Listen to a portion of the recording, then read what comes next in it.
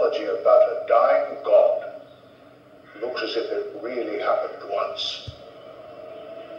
One day, Torquine and I took a stroll on Anderson's walk. As we talked, I said, Thomas, I have, with considerable resistance, come to believe in God, but not Christianity. Jack, I cannot believe something I do not understand. How can the life and death of someone else, whoever he was, 2,000 years ago, help us in the here and now? When you meet a god sacrificing himself in a pagan story like Dionysus, Balder, Osiris, or even in a fairy tale, you like it very much and are mysteriously moved by it, provided you meet it anywhere except in the Gospels. For the story of Christ is a myth, working on us in the same way as other myths, with one tremendous difference in that it really happened. Suddenly, a rush of wind interrupted us, startling me. So many leaves fell to the ground, I thought it was raining. I held my breath. Come on, Jack, you're too slow to catch a cold. You know Dyson hates sitting on those steps waiting to be let in.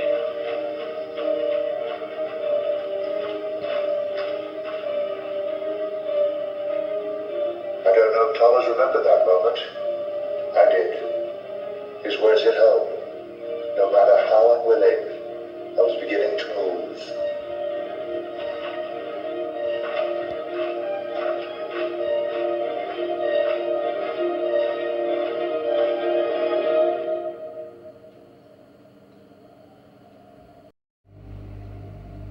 Tollers and I talked deep into the night. Hugo Dyson joined us. Beef, lamb, beef, sensational pie. Make a mess of that. Now this stuff with hairs on the chest. Yes. There we go. Fantastic.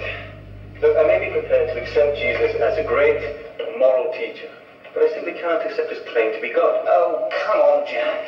How could a mere man be called a great moral teacher and say the sort of things Jesus said? Such as?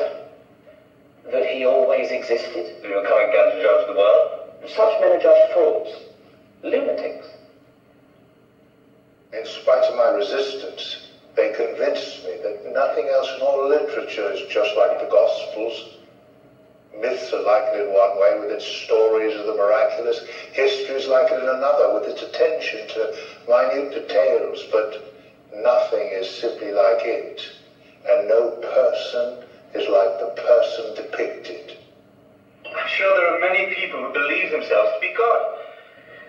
Our hospitals are full of them. Oh, come on, Jack, be serious.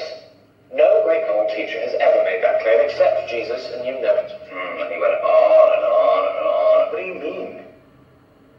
Well, claiming to forgive sins, and that he himself is the injured party in every transgression.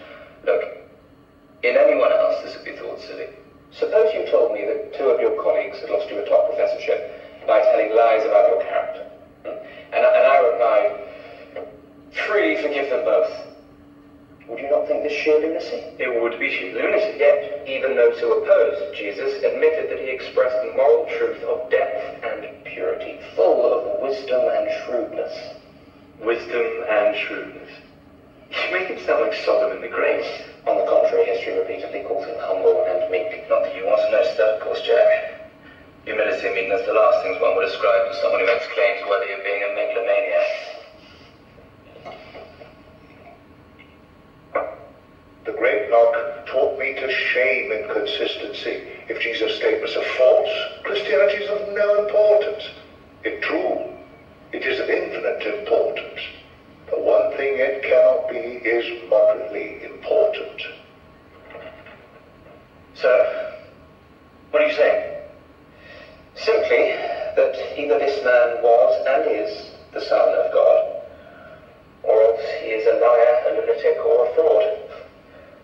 But all this patronizing nonsense about him being some great moral teacher, it's not an option to us. Nor was it intended to be. I felt a resistance to this almost as strong as my resistance to theism.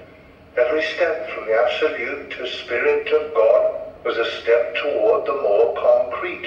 And now, to accept the incarnation that God became man was a further step in the same direction. Oh, this too was something I had not wanted.